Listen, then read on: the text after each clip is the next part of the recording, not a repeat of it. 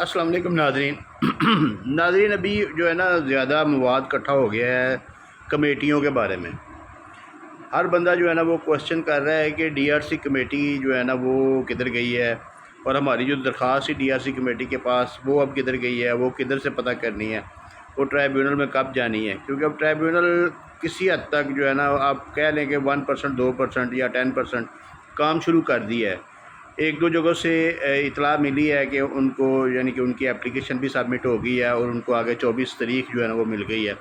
کہ 24 تاریخ کو انہوں نے کمیٹی کے سامنے پیش ہونا ہے۔ آج میں آپ کو نا کمیٹیوں کے بارے میں بتانا ہے کہ کمیٹیاں کون کون سی بنی ہیں یہ 2026 میں، کیونکہ ڈی آر سی کمیٹی جب بنی تھی نا تو لوگ بہت زیادہ پر امید ہو گئے تھے، اور لوگوں نے جناب ڈی آر سی میں اپلیکیشنیں دے کے تو ڈی آر سی نے چونکہ وہ جوڈیشل پاورز استعمال کرنا شروع کر دیں، قبضے دلانا شروع کر دیے۔ اب وہ قبضہ صحیح تھا یا غلط تھا اس کے اوپر وہ بڑے تحفظات تھے لوگوں کے، اس لیے وہ جو ہے نا عدالت نے اس کو اسٹے کر دیا، تو وہ ختم ہو گیا کام۔ ابھی جو نا ایک پہلے امینڈمنٹ جو آئی ہے نا وہ لینڈ ریونیو ایکٹ میں ایک امینڈمنٹ آئی ہے، اس کے تحت ایک کمیٹی بنائی گئی ہے۔ وہ ڈی آر سی کمیٹی نہیں ہے، وہ آربیٹریشن کمیٹی ہے، یعنی کہ مصالحتی کمیٹی آپ کہہ لیں۔ جو لینڈ ریونیو ایکٹ کے تحت جو کمیٹی بنائی گئی ہے نا وہ مصالحتی کمیٹی ہے، اور وہ جو کمیٹی ہے نا اس میں اسسٹنٹ کمشنر ہے اور ایک تحصیلدار ہوگا، اور اس کے علاوہ قانونگو اور گرداور، اور 3 بندے جو ہیں نا وہ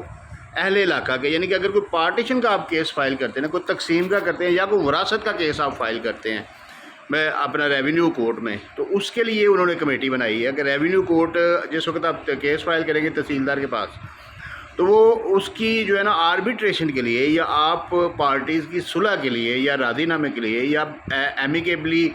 یعنی کہ کسی کمپرومائز کے لیے وہ اس کمیٹی کو فارورڈ کرے گا۔ اور وہ کمیٹی جو ہے نا وہ کنسسٹ کرتی ہے ان لوگوں پہ، ایک تو اسسٹنٹ کمشنر ہے، ایک تحصیلدار ہے، اور ایک قانونگو گرداور، اور اس کے ساتھ 3 بندے جو ہے نا وہ دوسرے پارٹیوں کے، جو پارٹیاں اپنی نامینیٹ کریں گی، پرائیویٹ لوگ جو ہے نا، یہ 7 بندوں کی کمیٹی ہوگی۔ وہ بندے جو ہے نا وہ زیادہ بھی ہو سکتے ہیں جو پرائیویٹ پارٹیز کے، اگر پرائیویٹ پارٹیز زیادہ ہیں تو بندے بھی زیادہ ہوں گے ڈیفینیٹلی، لیکن یہ 7 بندوں پہ کمپرومائز کی جائے گی، اور یہ جو ہے ان کی ایک کمپرومائز ڈیڈ بنے گی۔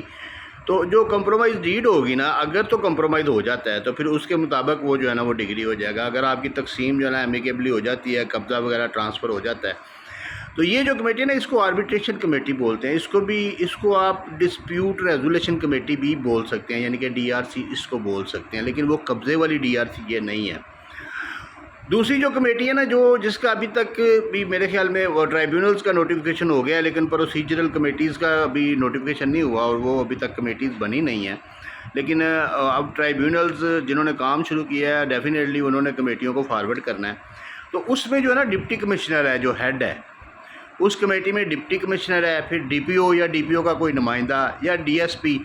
اور اس کے علاوہ اس علاقے کا ایس ایچ او اور تحصیلدار، اور اس حلقہ پٹواری اور قانونگو کو اس میں شامل نہیں کیا گیا۔ یہ ہائی لیول آفیسرز کی کمیٹی ہے۔ تو یہ جو ہے نا یہ کمیٹی یہ اس کو بولتے ہیں سکروٹنی کمیٹی، یہ سکروٹنی کرے گی کیس کی، اس ایپلیکیشن کی جو ٹرائیبیونل کو دیا جائے گا۔ تو اس طریقے سے یہ 2 کمیٹیاں جو ہے نا ریسنٹلی بنی ہیں۔ ابھی آپ اپنا کنسیپٹ کلیئر کریں کہ ڈی آر سی کمیٹی جو ہے نا جس کے اندر جا کے آپ ڈائریکٹلی اپلیکیشن فائل کرتے تھے وہ ختم ہو چکی ہے۔